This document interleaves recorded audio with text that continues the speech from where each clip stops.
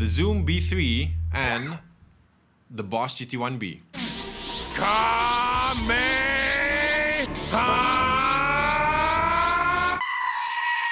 Alright, let's start today off with the Zoom B3.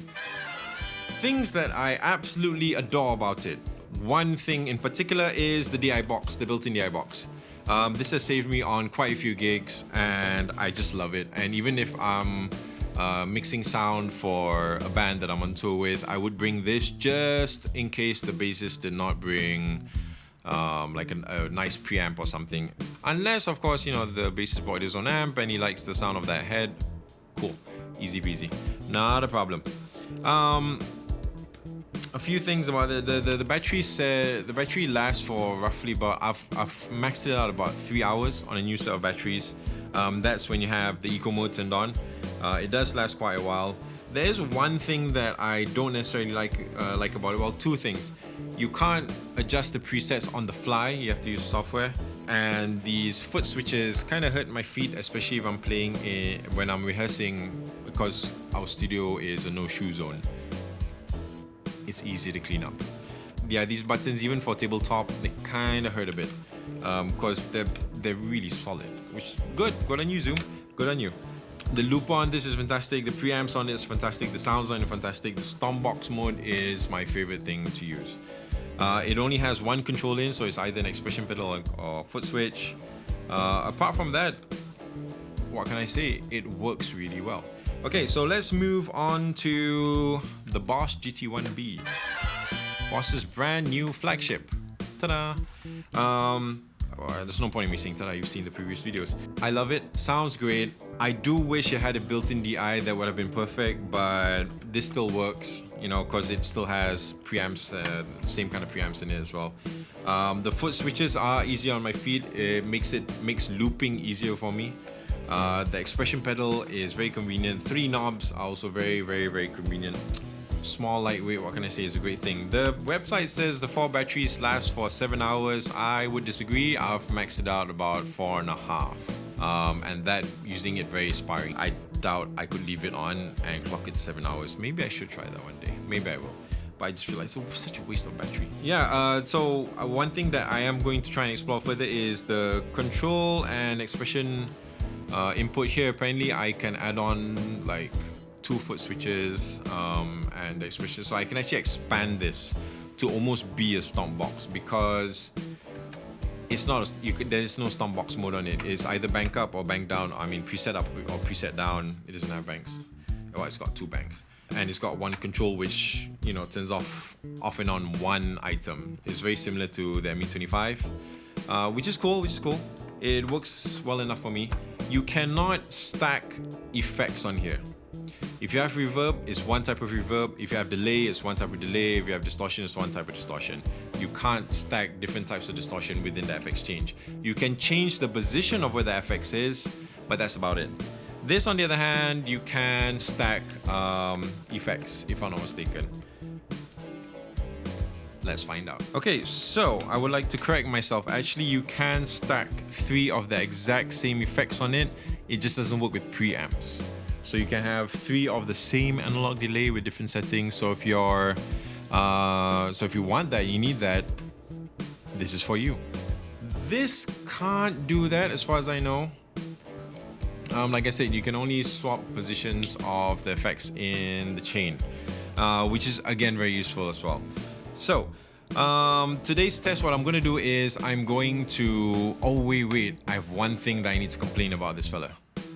The tuner is all over the place. It's like it jumps. It doesn't sit there confidently giving you an accurate reading. It jumps all over the place. I found this to be really annoying, but hopefully there's a firmware update, or maybe it's just my unit. I don't know.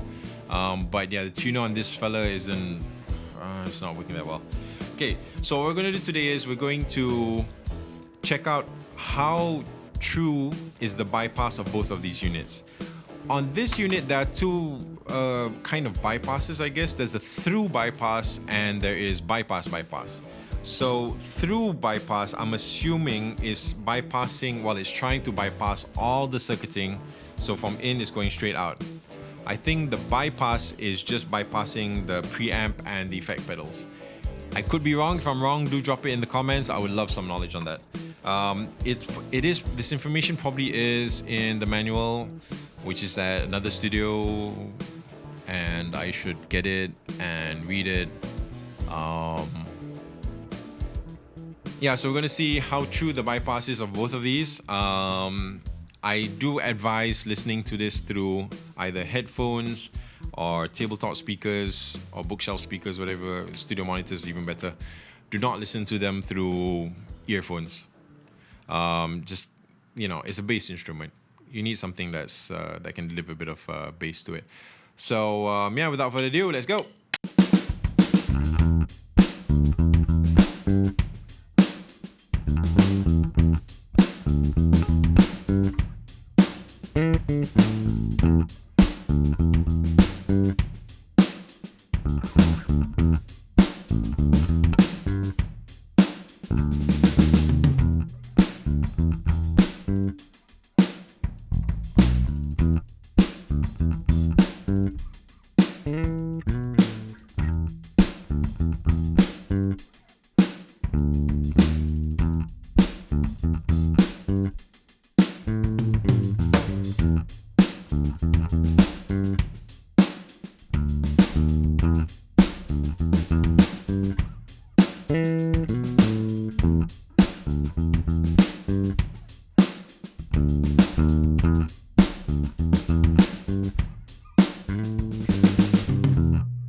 Alright, so that was the sound. As you can hear, there is a difference between the sound, even on this between the through bypass and the bypass, you can hear a difference. I can't quite nail it. It's not a big deal to me, but I just wanted to see like how much of the circuiting of both of these units actually do affect the signal itself. I should have recorded a dry bass line, so you know that would act as a better what do you call it, thing, you know, to gauge all the other readings off. I'll figure that name word out later. The next test I'm going to do is they both have preamps, so I've chosen I've only chosen two preamps to try out. But first we're going to try the Mark bass, one after the other, and then we're going to do a flip top. Okay, so I have not tweaked any of the parameters inside it. It's factory set Mark bass, factory set flip top, and we're going to see what it sounds like. And let's go.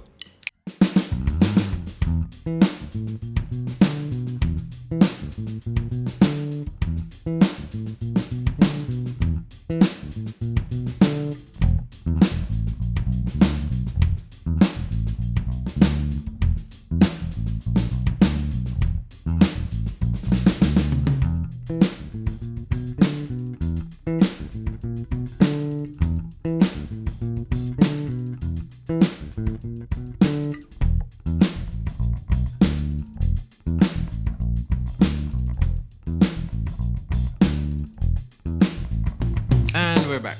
Okay, so that was the Mark bass. The first sound that you heard was the Zoom B3 followed by the Boss GT1, but you can see that in the label, so silly me. Let's check out the flip top.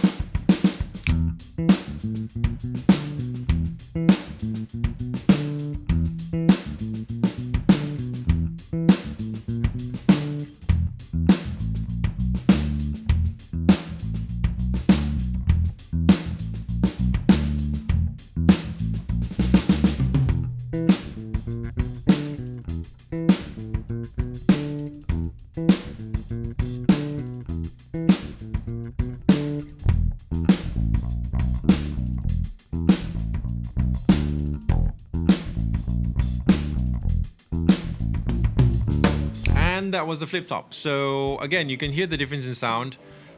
They both sound great to me. I guess it just does boil down to a matter of preference. At the moment, one of the things that stand out to me is a matter of preference of how you like to work your effects, because this doesn't have a stomp box mode, that does, but this is expandable perhaps to become a little bit more stomp box-y. Yeah, whatever.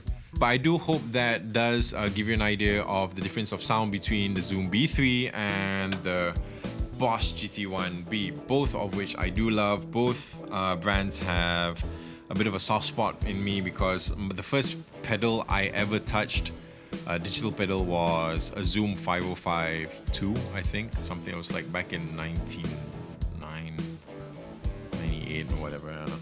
And my first Boss pedal was a DS1, followed by a Metal Zone, which back then it was cool, okay? Just no judging. I've read the forums. Some people love hating on the Metal Zone. I thought it was great back then. Anyway, I hope you enjoyed the video. If you have any questions, do drop them in the comment box below. I would appreciate it very much. I would even more appreciate if you hit subscribe and you drop a like. And until next time, my name is Adam. This has been a pleasure for me. Thank you very much and have a nice day.